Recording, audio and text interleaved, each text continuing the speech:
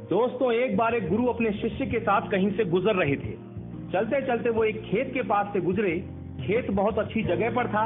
वहां की जमीन बहुत उपजाऊ थी, पर उस खेत की हालत देख के लगता था कि उस खेत का मालिक उस पर जरा भी ध्यान नहीं देता है। पूरी तरह से उजाड़ सी हालत थी उस खेत की। खैर, दोनों को बहुत प्यास लगी थी, तो वो खेत के बीच में बने एक टूटे फूटे घर के सामने पहुंचे। दरवाजा खटखटाया। अंदर से एक आदमी निकला। उसके साथ उसकी पत्नी और 3 बच्चे भी थे। सभी फटे पुराने कपड़े पहने हुए थे। गुरु ने पानी मांगा। उस आदमी ने उनको पानी पिलाया। फिर गुरु ने उससे पूछा कि भाई साहब, आपके पास इतना बड़ा खेत है, ना वहाँ पर कोई फसल है, ना फलों के कोई पेड़ हैं, आखिर आप अपना गुजारा करते कैसे हैं? आदमी ने जवाब दिया, जी हमारे पास एक भैंस है, वो काफी दूध देती है, उसको बेच के कुछ पैसे मिल जाते हैं और बचे दूध का सेवन करके हमारा गुजारा चल जाता है।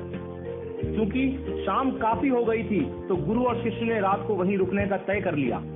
आधी रात को जब सब गहरी नींद में सो गए, तब गुरु ने शिष्य को उठाया और कहा कि चलो चलो, हमें अभी यहाँ से निकलना है, पर जाने से पहले हम उस आदमी की भैंस को पहाड़ से गिराकर मार डालेंगे। ऐसा करने का शिष्य का जरा भी मन नहीं था।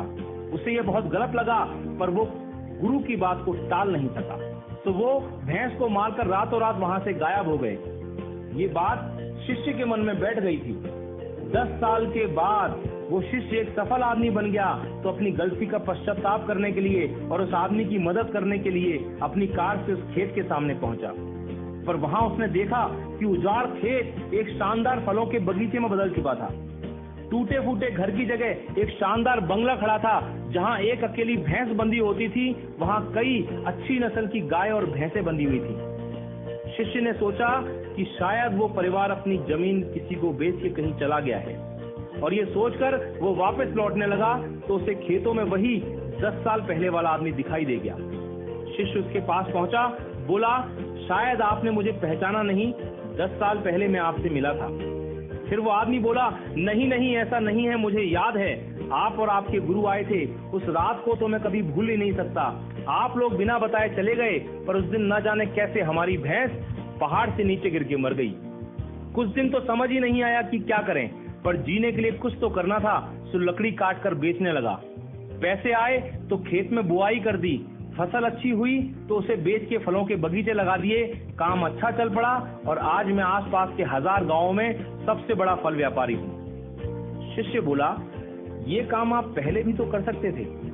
तो आदमी बोला, तब जिंदगी बिना मेहनत के गुजर रही थी, कोई रिस्क नहीं था, तो लगा नहीं कि मेरे अंदर इतनी क्षमता है, तो कोशिश ही नहीं की।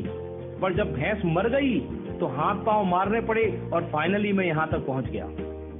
दोस्तों, कई बार हम भी परिस्थितियों के इतने आदी हो जाते हैं कि उसी में जीना शुरू कर देते हैं, चाहे वो कंडीशन कितनी भी बुरी क्यों ना हो। यहाँ तक कि हम अपनी नौकरी से कई बार इतनी नफरत करते हैं, पर फिर भी उसे पकड़े पकड़े जिंदगी बिताने लगते हैं। कई बार नए अवसर के बारे में हम बस इसलिए नहीं सोचते क्योंकि पुराने से हमारा दाल रोटी का खर्चा निकल रहा होता है। हम डरते हैं रिस्क लेने से, और सिर्फ इन्हीं वजहों से हम कभी अपने फुल पोटेंशियल को रियलाइज नहीं कर पाते। हम अपनी क्षमताओं का पूरा उपयोग नहीं कर पाते, जिससे हमारी लाइफ कहीं बेहतर बन सकती है। दोस्तों, सोचिए कहीं आपकी लाइफ में भी कोई ऐसी भैंस तो नहीं है जो आपको एक बेटर लाइफ जीने से रोक रही है।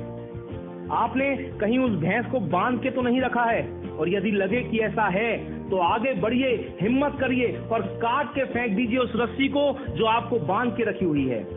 दोस्तों, आपके पास खोने के लिए सिर्फ वो एक भैंस है, यानी एक जरा सी चीज, पर पाने के लिए आपके पास सारा जहान है।